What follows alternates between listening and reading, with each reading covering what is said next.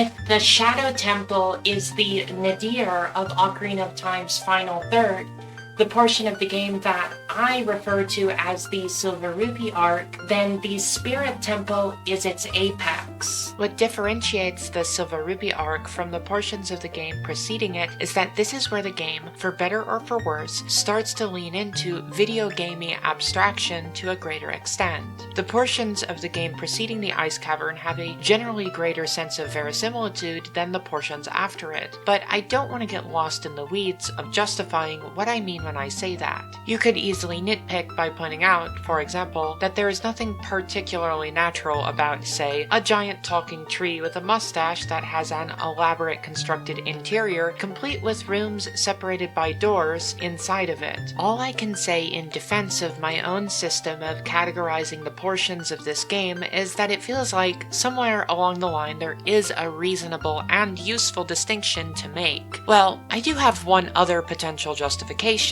There's a quote from an interview that could back me up on this. It's an interview with Eiji Aonuma, an important figure in Ocarina of Time's development, who would proceed to have a major role in most subsequent Legend of Zelda games. Quote, "In the final dungeons, everything you've learned comes into play, and the puzzles are accompanied by an athletic element, as the staff who worked on Super Mario 64 were kind enough to help us out." Unquote. Super Mario 64 is a game released at the launch of the Nintendo 64 in 1996, 2 years before the release of Ocarina of Time. Super Mario 64 prioritizes creating fun and unique gameplay scenarios over things like direct storytelling or creating a contiguous world. In other words, its priorities are pretty different from those of Ocarina of Time. But with the Silver Rupee arc, that starts to change a bit. Now, I would not go as far as to say that Ocarina of Time becomes a Super Mario game at this point, just that the ethos of the game with the man wearing overalls and a red hat starts to spill into the game with the elf wearing a tunic and a floppy hat.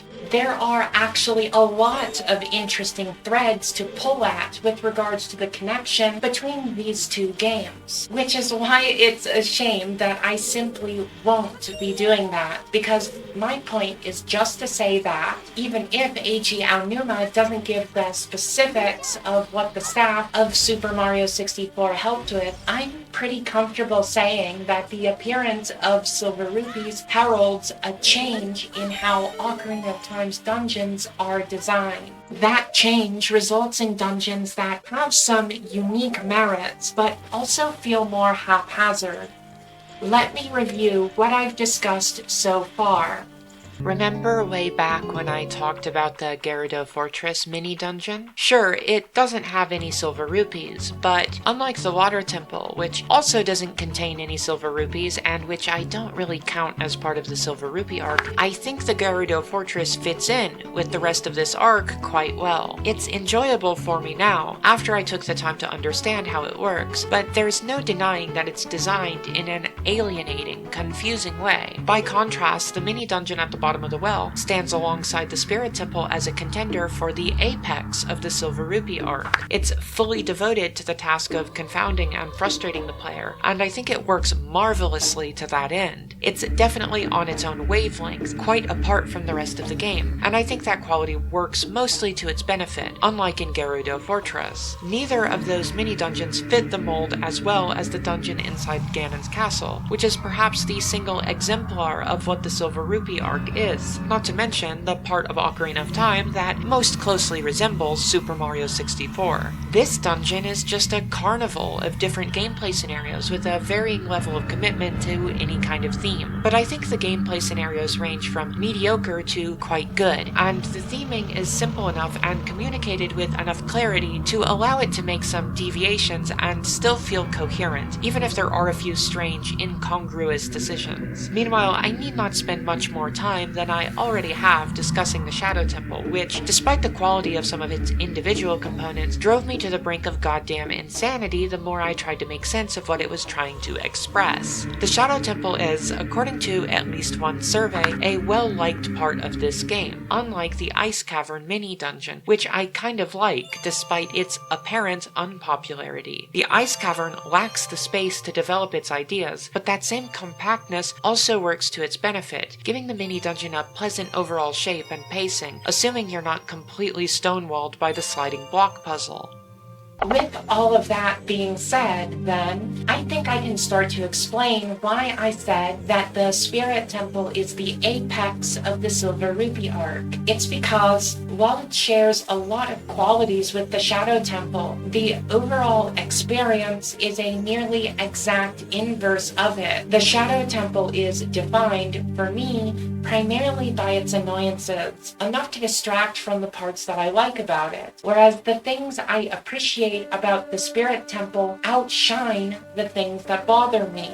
As I've alluded to before, the key difference is in how they're structured. Both the Shadow Temple and the Spirit Temple involve time travel in some capacity. Child Link explores the mini-dungeon at the bottom of the well to find the lens of truth that will grant his adult self access to the Shadow Temple, whereas with the Spirit Temple, Child Link has to explore about a third of the actual dungeon before passing the baton to Adult Link to explore the rest. Both of these are valid approaches. The game manages to pull off the interesting trick of giving Child Link two different finales that explore different interpretations of the time travel concept without feeling redundant or contradictory. Now, this touches on an element of this game's story that feels weirder to me the older that I get. Are we supposed to understand Link to be a child throughout the whole game? When he travels to the future, are we supposed to interpret him as a child in the body of an adult? Has he been bigged like Tom Hanks in Big? Luckily for us, Ocarina of Time wisely decides to take a somewhat ambiguous approach, and unlike in the movie Big, Link is never fucked by an adult woman, or subjected to the horrors of wage labor. The mini-dungeon at the bottom of the well emphasizes Link's status as a child who has been forced to take part in a dangerous quest involving cruel powers beyond his comprehension. It's a reminder to the player that, beneath the tough,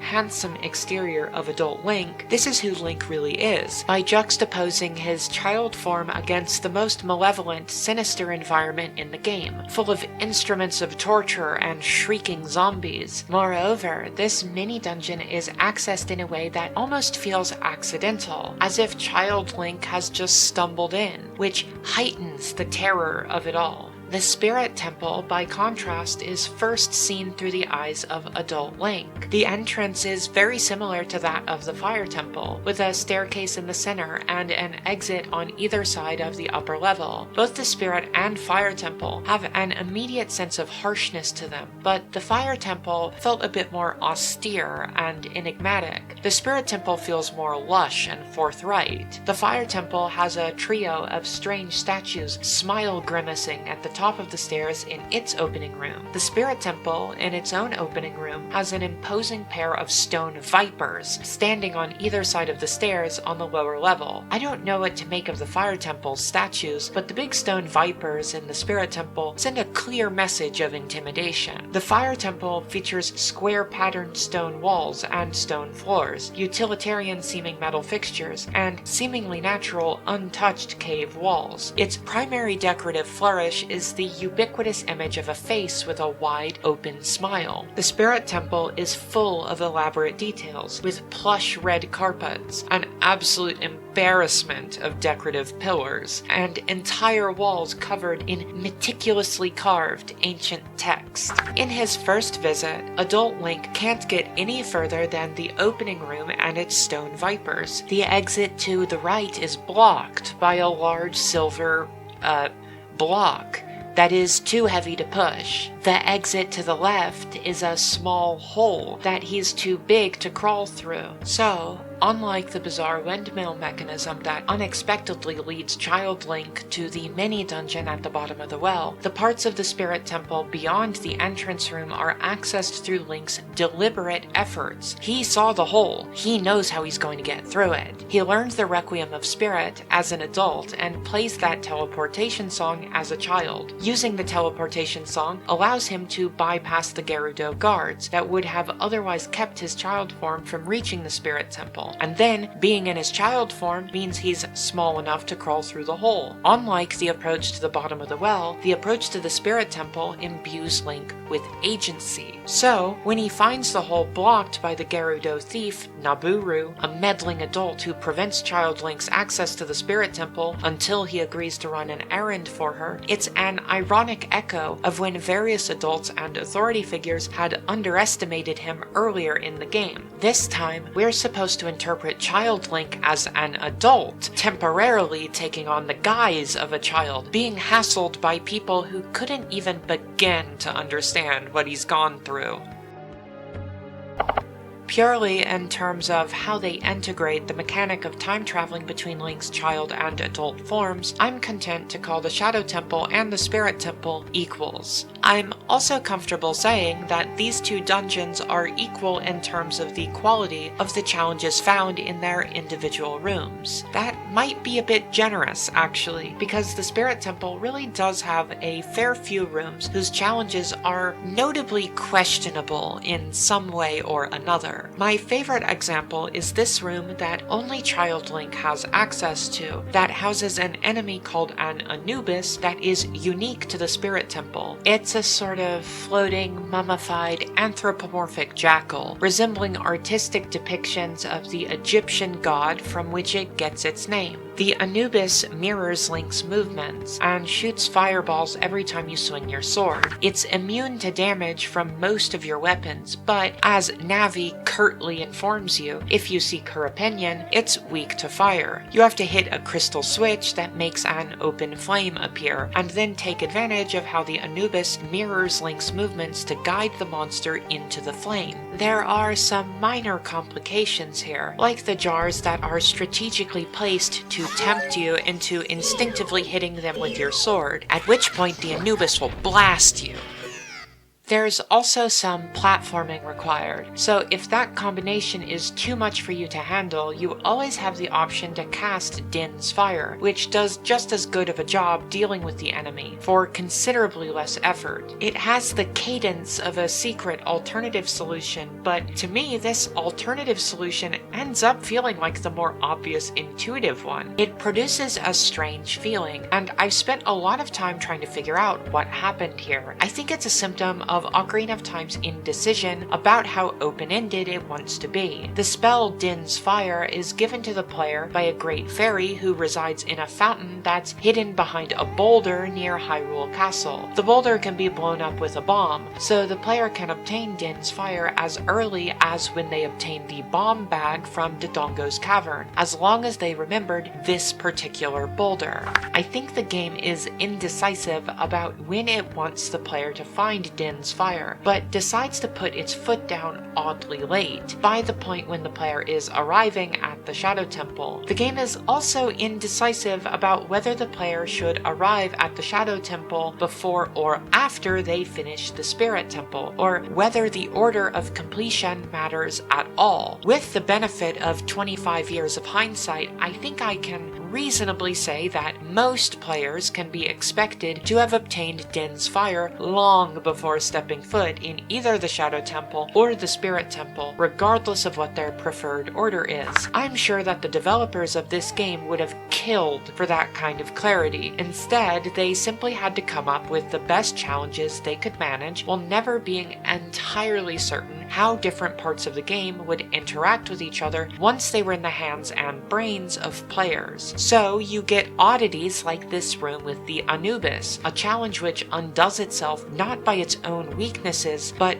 by the assumptions it makes about how it fits into the game's overall progression. So, making the reasonable assumption that a player would have obtained Din's Fire by the point that they arrive at this room with the Anubis, knowing that casting the spell would be effective is as simple as knowing that the Anubis is weak to fire, and Navi tells you that part outright if you ask her. Knowing how to defeat the Anubis without using Din's fire requires the player to be observant enough to understand that the Anubis mirrors Link's movement, which Navi doesn't tell you. It also requires you to be observant enough to notice a crystal switch that is surprisingly easy to overlook, as it's positioned just outside of your field of vision. To see it, you would have to make a hard turn to the right, which isn't my immediate response when suddenly a new type of monster has just popped into view in the center of the screen, and it seems to be menacingly approaching me, which is actually a pretty good misdirect. There are the fundamentals of a good puzzle here, and the process of putting all these pieces together could be pretty satisfying, but using Din's fire was my immediate response. It wasn't a conscious decision to bypass the puzzle. It was just a combination of me understanding what tools I had available in my inventory, while also being successfully misdirected from noticing what was available to me in the environment.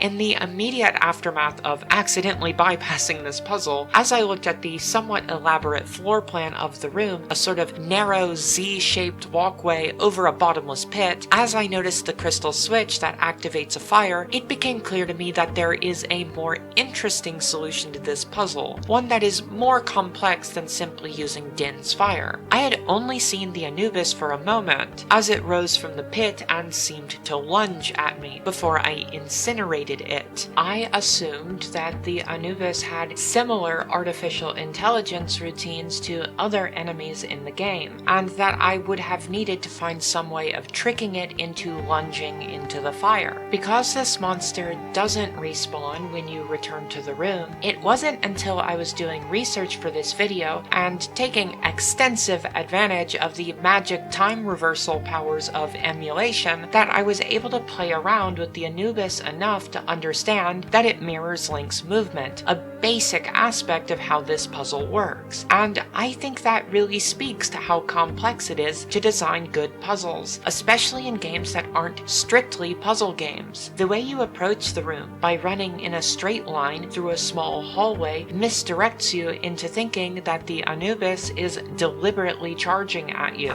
You think you're playing a game of chicken with it, but eventually, whether you continue to charge or swerve out of the way, you discover how this monster actually works, at which point you realize that there is a way of defeating it that was hidden in plain sight. In isolation, this is a really solid use of action platformer mechanics to create a puzzle, but it only works if you don't think to use Din's fire. So, once you factor in all the gameplay that preceded this part of the game, all of the work put into this individual puzzle is too easily undone. Hell, I did it entirely by accident. That is the big problem I have with the room with the Anubis. And there are plenty of other rooms in the Spirit Temple where I find myself noticing other big problems.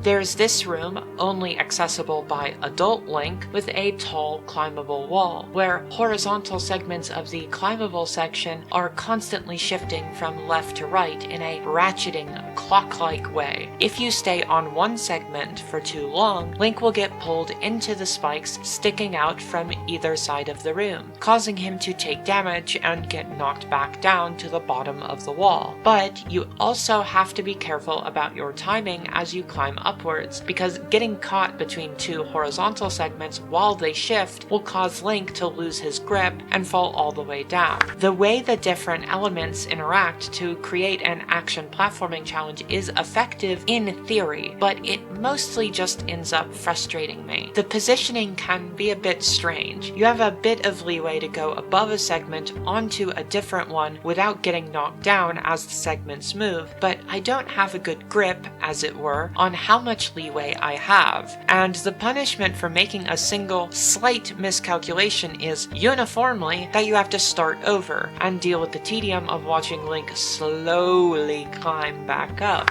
The end result is a challenge that I usually mess up at least once or twice every time I do this room. Depending on what mood I'm in, this room can be very annoying to me. My least favorite part is definitely the skull waltula that some jackass decided should go right in the middle of the wall. It's not visible from the ground level, and when you're climbing on the wall, you can only see it when it's already too late to avoid it. The only way you can anticipate its presence is if you had the foresight to go into first-person mode and check the wall in advance. Granted, this kind of foresight is a skill the game has encouraged you to develop many times over. In fact, there are at least 2 examples of that happening in the Spirit Temple, but here it feels a little cheap. The bottom of the climbable wall is flanked by 2 Beamos statues, which do a good enough job guarding the wall, I think. The spider feels like a dirty trick, just another bit of busy work the game requires you to go through for the privilege of... Wait. As I look up at the spider perched so spitefully in the center of this wall, I draw my hookshot, not wanting to waste an arrow on it. It's then that I remember the hookshot can latch onto climbable surfaces. I have a shortcut that takes me halfway up the wall. Wait, surely I wouldn't be allowed to... Yeah, I can. Because the hookshot has been upgraded to the longshot, I can actually reach all the way up to the very top of this wall. That's right, this challenge, as in the room with the Anubis, can be easily bypassed. I can only speak to my own personal experience, but it wasn't until writing this part of the piece that I even paid close enough attention to this room to realize that I could do this. It's the exact inverse of how I felt about the room with the Anubis, which was a challenge that could have been interesting but is effortlessly unraveled before you even have a chance to understand what the challenge is asking of you. In the case of this room with the tall climbable wall, something about my conditioning caused me to approach it as a wall that I was supposed to climb, even though I'm very familiar with and make ample use of the hookshot's ability to save time spent climbing up walls. I'd grown to respect the challenge of this room, even as I personally found it annoying, only to then realize that I could have been merrily skipping the goddamn thing all along. In one sense, they are inversions of each other, but there are 2 qualities shared by the Anubis room and the room with the tall climbable wall. Both of these rooms frustrate me, but the more I study them, the more I find to appreciate. I can't quite find that appreciation for another room that is encountered as Child Link makes his way through his portion of the dungeon. It's this big square room. The room has a ring-shaped floor plan with a raised platform in the center and raised platforms along the outer edge. There are some unlit torches, a few Beamos statues, some sliding blade traps, and a little window shining sunlight into the room. And, of course, there are some silver rupees to collect. Fun fact, I hate this room. The slow speed of pushing and pulling blocks is an ever-present problem throughout Ocarina of Time, and I find it especially noticeable here, as you pull blocks around to get a sunlight icon into the patch of sunlight. That's how you open up the entrance and exit, which had both been barred as you initially entered the room. If you're undisciplined enough to leave before attending to the other tasks, you'll enter a room that is just a narrow torchlit hallway with a staircase leading up to a locked door. In order to get the key and unlock the door, you have to light all the unlit torches in the room. In order to do that, you have to first activate this special golden torch by collecting the 5 silver rupees. In order to collect all 5 of the silver rupees, you have to actually defeat at least one of the Beamos statues instead of simply dodging its lasers. I could easily use the kinds of language and methodology I've used earlier in this essay to explain why this room works well. The process of finding the pushable blocks and getting all the silver rupees gets you familiar with the layout of the room, a familiarity which you then implement by navigating past its traps with a time limit of a little less than 20 seconds before your Deku Stick torch burns out. In practice, this, though, it just feels tedious. The 3 objectives, pushing the blocks, collecting the silver rupees, and lighting the torches, aren't woven together, but are simply stacked on top of each other. This could serve the purpose of gradually making a complex room feel more familiar, giving the player a greater appreciation of its nuances, but the layout of this room is too simple and intuitive for that to work. The most interesting feeling is the growing realization that you really are just going to have to deal with every little element of this room. It feels like the process of spilling a bowl of chips. That brief moment of denial as you think you can keep your grip on the bowl, followed by the moment when you resign yourself to picking up each and every single little chip right now, because nothing good can come of waiting. It's not a flattering comparison. So far, I've discussed 3 rooms in the Spirit Temple in detail. The room with the Anubis, the room with the tall, shifting, climbable wall, and the room with the silver rupees, unlit torches, and various other things. My point in discussing these rooms was to point out some flaw that they have. Even if my opinion on these rooms is more complex on closer examination, the impression that I'm left with is primarily those flaws. How easy it is to accidentally bypass an interesting puzzle, how annoying it is to deal with the shifting, climbable wall, how tedious it is to have to push blocks, collect silver rupees, and light torches all in one room. The Spirit Temple has a lot of rooms where my primary takeaway is whatever I find insufficient about them. What is interesting is that I have a harder time doing this for the Shadow Temple, whose rooms are solid on an individual level. This wouldn't seem to be in keeping with what I said earlier about how the Spirit Temple is a dungeon that I remember fondly, whereas the Shadow Temple is a dungeon where I remember the irritation. I could invoke the idea of something being better than the sum of its individual parts and simply move on, but I want to unpack what that means in this specific context. I discussed earlier how I was able to come to appreciate the ice cavern once I started paying attention to the overall shape of that mini dungeon, the way rooms flowed into each other coherently, even if they didn't necessarily build on each other in a satisfying way. I feel similarly about the Spirit Temple. It's a dungeon that didn't really stick with me when I played through this game as a child. It started to click with me as I researched this piece, as I was playing through the dungeon and making a conscious effort to understand it. Coming to that understanding is rewarding in its own way. The Spirit Temple is made of layered, nested pincer shapes, where a single path splits, and then the split paths converge. So you have the opening room, which splits off to the west and to the east, with the west wing being accessed through a hole that only Child Link can crawl through, and the east wing being blocked by a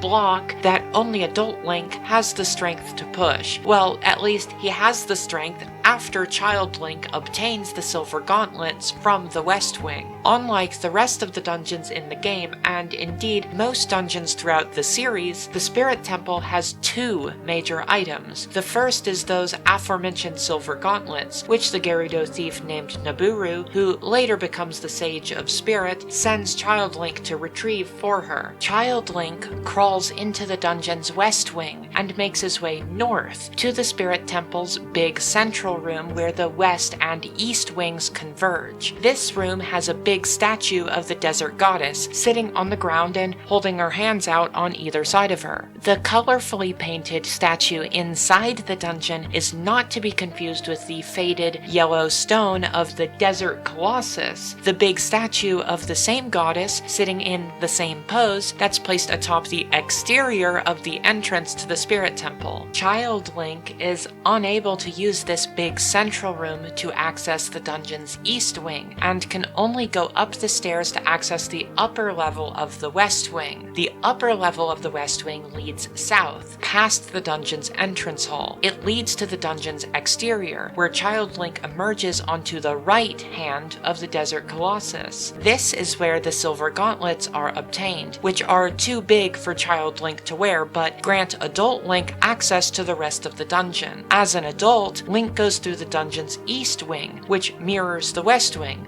first by leading north into the central room with the statue, then by leading south, out onto the Desert Colossus's left hand. This is where adult Link obtains the Mirror Shield, the dungeon's second major item. So, we have multiple points in the Spirit Temple where child and adult Link's paths split and converge. First, they split in the entrance. Then they converge in that central room with the colorfully painted statue. Then they split again, but then converge again on the outside of the dungeon, in the hands of the faded yellow Desert Colossus. This pattern gives the dungeon an overall shape that's easy to understand, even though the symmetry is never completely perfect. Take, for example, the first rooms encountered on the west and east wings, dealt with by child and adult Link respectively. Both rooms branch off to the northwest, north, and northeast. Both rooms are sort of pill-shaped, with a small staircase leading onto a slightly raised platform where an enemy is standing guard. These rooms have some minor differences in form and function that don't really feel worth mentioning. The interesting differences come from the rooms they connect to. For both of these pill-shaped branching rooms, the northern branch is a room with a climbable wall, which leads to a room on the dungeon's second floor, a room which then leads into the central room, where the two wings converge. So, in the case of the northern branches, the symmetrical structure is clearly preserved. However, the sets of rooms that branch off to the northwest and northeast are a little more complicated. In the west wing, accessed by child Link, the northwest and northeast branch rooms are noticeably symmetrical, both being divided in the middle by a bottomless pit, which the player then needs to create a bridge to cross. On the west wing, the northwest branch room connects to a room that then connects to the northeast branch room, creating a loop. In the east wing, accessed by adult Link, the northwest and northeast branch rooms are only weakly symmetrical, having similar shapes on the map but completely different internal structure, and they don't form a loop. This doesn't feel like it compromises the structure of the dungeon. The overall sense of symmetry is preserved, but the variations help give each wing a slightly distinct identity. I mentioned a room on the first floor of the west wing that connects the northwest and northeast branch rooms, forming a loop. This connecting room is actually the room I mentioned earlier, the one with the Anubis. This is actually the first of two rooms featuring this monster. The second room featuring the Anubis is on the second floor of the east wing. Assuming you don't use Din's fire or the fire arrows to bypass the actual puzzle, and assuming you can deal with the somewhat wonky platforming on these narrow walkways, the puzzle of dealing with all three of these Anubis monsters is one of the most satisfying in the game. One of the few moments in Ocarina of Time that actually does feel like a genuine, substantial puzzle, one that's constructed out of the game's action elements in a convincing way. It's also subtly enriched by the 3D perspective and the player's limited control of the camera, as you sometimes have to simply trust your own mental impression of your position relative to the position of the Anubis monsters. Leading one of them into the fire while your back is turned feels great. You get this flash of white and a satisfying pow sound effect for feedback. Just like in the first Anubis room, I don't necessarily mind that there's an easy way to bypass this puzzle, and again, I just wish that the more interesting method was the one that the player was conditioned to notice first. Anyway, setting my feelings on the particulars of these two rooms aside, the fact remains that their respective placements don't have any clear resonance with each other. The first Anubis puzzle appears in a room on the first floor of the west wing that lacks an equivalent on the east wing, and so the second Anubis room kinda comes out of nowhere on the east wing's second floor. Unlike the breaks with symmetry related to the branching rooms, this break with symmetry doesn't feel deliberate. It feels like they just needed a place to stick this second Anubis puzzle. The strength of the puzzle, along with how well the rest of the dungeon adheres to the symmetry motif, makes this bit of incongruity easy to overlook. One of the strongest examples of the dungeon's use of symmetry is in its placement of challenges related to the sun icons that activate when they make contact with sunlight, whether by bringing the light to them or by bringing them to the light. There are 5 of these challenges, and while none of them are especially difficult or complex, they all represent different ways of handling this concept, and do manage to build on each other in their own little ways. And their connection is strengthened by their placement. The first 4 are found in parallel locations on the first and second floors of the west and east wings, and the 5th is found in a room above the center room with the colorfully painted statue.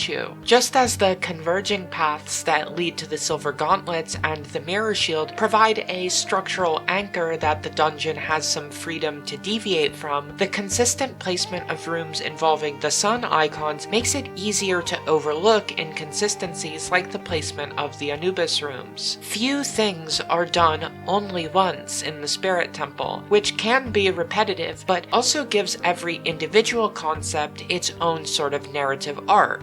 There's a great example of both the drawbacks and benefits of this repetition in the form of this dungeon's mini-boss, the Iron Knuckle. The first encounter with this hulking metal monstrosity is right before Child Link obtains the silver gauntlets. This supposed mini-boss is, in fact, a candidate for the most difficult part of the game, period, as each swing of the big guy's giant axe is powerful enough to shatter the room's stone pillars and deplete 3 of Link's hearts. It's a hell of a thing to expect a child with a stubby little short sword to take on this fight, but it also reinforces this dungeon's perspective on the child Link as being an adult temporarily inhabiting the body of a child, and utilizing his hard-won combat skills to thwart an imposing opponent. The second encounter with the Iron Knuckle takes place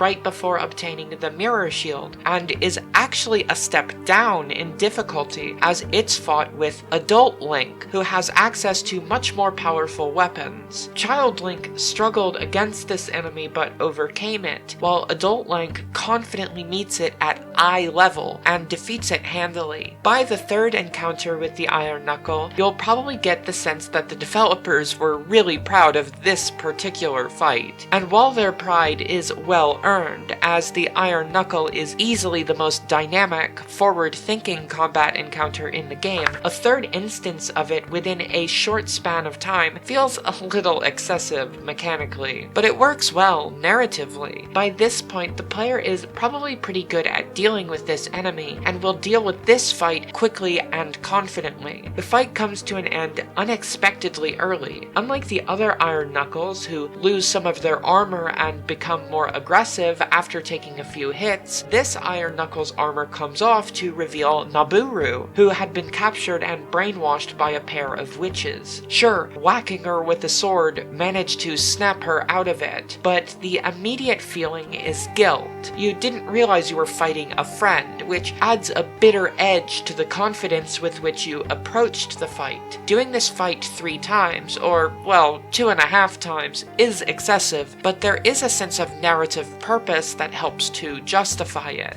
Repeated mechanics in this dungeon don't always feel quite so justified. For example, I'm less convinced by the recurring motif of the Triforce emblem on the ground that signals that you need to play Zelda's Lullaby. The first time one of these emblems appears, it's in a room on the east wing of the first floor. Playing Zelda's Lullaby causes a treasure chest with the compass to appear. The second time is in the central room. The emblem is on the colorfully painted statue's open left palm. Playing the song here causes a treasure chest with a key to appear on her right palm. The third and final time the emblem appears is in front of the barred door leading to the room with the boss key, and playing the song unbars the door. This is just a strange mechanic that adds little to the dungeon other than a bit of busy work. Still, even something like this is lent a sense of purpose and significance simply by being repeated 3 times. Maybe there is supposed to be some significance to how these emblems only appear on the eastern half of the dungeon. Maybe the presence of this emblem here, held in the desert goddess's sinister hand, represents some kind of smug mockery of Hyrule's royal family. I couldn't really say for sure if this is deliberate, or if my pattern-seeking, meaning-generating human brain is trying to come up with a tenuous meaning from a tenuous pattern. But I do think that it's reasonable to attempt this process of pattern-seeking and meaning-generating, as the Spirit Temple's design inspires faith that its elements were placed deliberately. This sense of deliberate, predictable design provides a solid baseline for the dungeon. It makes it much easier to appreciate individual rooms on their own merits, because you have a better idea of how they fit into the dungeon on the whole. Having this baseline also allows the dungeon to pull surprising tricks. Consider the enemies. When I think about this dungeon, I think about the statue enemies, the hopping Armos statues or the laser-shooting Beamos statues. I always forget that there are also Stalfos, Lizalfos, Wolfos, both Wallmasters and Floormasters, likes that drop from the fucking ceiling and scare the shit out of me every time. And, of course, the triumphant and almost completely inexplicable return of torch slugs and door mimics, who would otherwise be mostly contained to the fire temple. The torch slugs and the door mimics feel right at home in a way, because the room in which they appear is the strangest, most out-of-place room in the spirit temple. It's just a big open rectangle, with door mimics all along the edges, torch slugs scattered in the center, and the treasure chest containing the boss key blocked by a burning ring of fire at the back of the room. You have to destroy the door mimics until you uncover an eye switch, which, when shot by an arrow, creates a translucent floating platform that you can hookshot up to and then jump over to the other floating platform that's right above the ring of fire and the boss key treasure chest. The other floating platform has a floor switch that you can step on to deactivate the fire. No other room in the spirit temple is like this. It's just a random assortment of elements, none of which make sense being here. What are the torch slugs and door mimics doing so far away from their home? Is this room full of vacationing fire temple monsters? Why is the room just a big, empty, undecorated space? Why do the walls have this, as far as I can tell, completely unique texture with these cool-looking decorative arches? Why are these floating platforms made of this translucent marbled glass type material, instead of matching the stonework and occasional metal work of the rest of the dungeon? Why does it look so weird to have a floor switch on top of a floating platform? I mean, it's not like the switches in these games operated in a realistic manner before, but you could usually sorta pretend they were connected to some kind of mechanism under the floors or whatever. This one is just floating out in space. Maybe the ring of fire is deactivated by the sound the button makes, like the way old television remote controls used to work? That's why they used to call them clickers, by the way. What was I talking about? Right, the room with the boss key. Because it's the only room in this dungeon that feels completely out of place, it feels like another of the Spirit Temple's charming surprises. Contained within a somewhat conservative overall design, the Spirit Temple feels like a dungeon where anything can happen as long as it's contained to a reasonably small room. It commits to an approach that the Shadow Temple only inconsistently gestures at. It's this idea of being a sort of final exam dungeon that tests the player on how well they understand all the skills and tools Link has acquired. To this end, it almost works to the Spirit Temple's advantage that neither of the major upgrades you acquire here are particularly interesting. The Shadow Temple's dungeon item, the hover boots, are too cool for a dungeon that isn't completely focused on them. Compare the Shadow Temple's hover boots to the Spirit Temple's silver gauntlets and mirror shield. The silver gauntlets might as well be another key in terms of what they add to the Spirit Temple's mechanical variety. They're only used to open up the eastern wing for Adult Link, and then are optionally used to to open up a shortcut to the central room. The mirror shield fares slightly better, but only slightly. The ability to reflect beams of light isn't developed much as a mechanic, even if the dungeon's final set piece before fighting the boss, where the player reflects light to crumble the face of the statue in the central room, is a pretty cool moment. Instead, the mirror shield just underlines the shielding mechanics the player had been using for the entire game beforehand. The upside to these uninteresting items is that they keep the spirit temple's focus on all the other tools and skills the player has obtained. Not everything is used, but it feels like most items have some utility. Even if the Spirit Temple has to account for the possibility that the player hasn't yet acquired them, the hover boots are very helpful for getting around the 2 Anubis rooms and the central room with the colorfully painted statue. The Megaton Hammer is only strictly needed to hit the rusty switches that open up an unnecessary shortcut, but it can come in handy in that room with all the enemies vacationing from the Fire Temple. The Ice Arrow gives a slightly easier way of solving a puzzle that would normally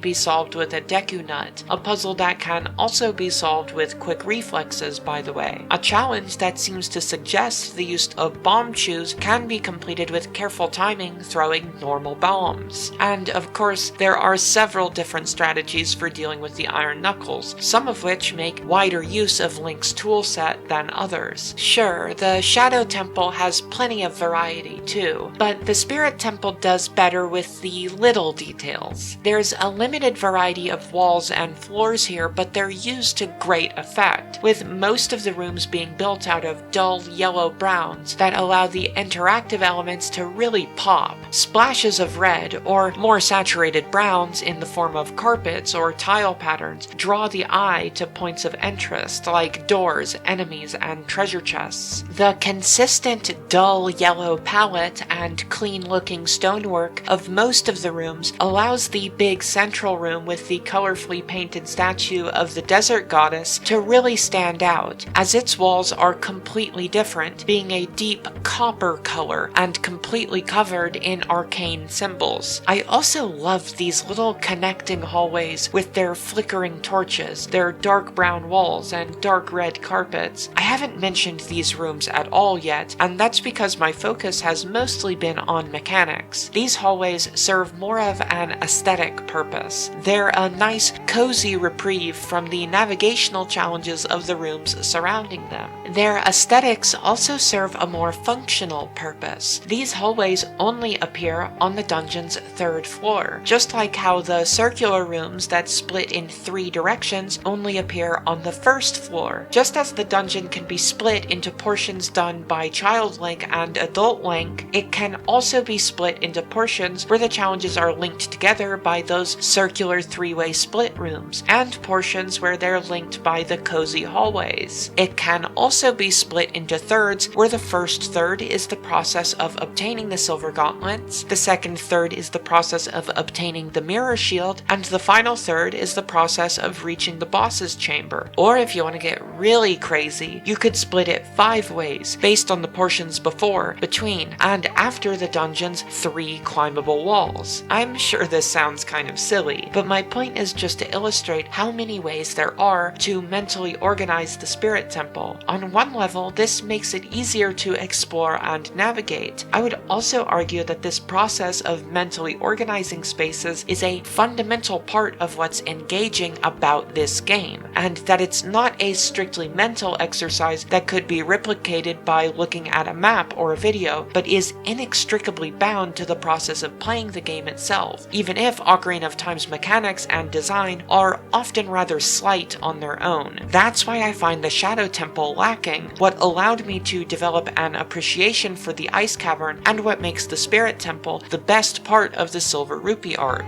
The Spirit Temple is the apex of the Silver Rupee arc, not because it transcends its status as a Silver Rupee kind of dungeon, because it does not. It's clearly of a piece with the Shadow Temple, even if I like one of them considerably more than the other. But the Spirit Temple keeps stacking up little victories, keeps being just a little bit more thoughtful than is immediately obvious, and eventually it adds up to something that, even if it feels tangibly different from, say, how How the Forest Temple, Fire Temple, and Water Temple are designed feels no less coherent, and it ended up stealing its way into my heart. I think it may be my favorite dungeon in Ocarina of Time. Maybe this is a bit hokey, but it feels like the most quintessentially Ocarina of Time part of Ocarina of Time. For better or for worse, Legend of Zelda dungeons never felt like this again. They started keeping a much tighter rein on what items and abilities the player would have access to at any given time. They de-emphasized platforming challenges. The rooms got bigger, and there started being more of them, and they stopped using silver rupees, that's for damn sure. Ocarina of Time's sequel, Majora's Mask, arguably set the template for subsequent dungeons in the Legend of Zelda series, and it's a really great template. But Ocarina of Time's style is valuable and interesting in its own right, and I think it finds a particularly succinct, compelling expression in the Spirit Temple.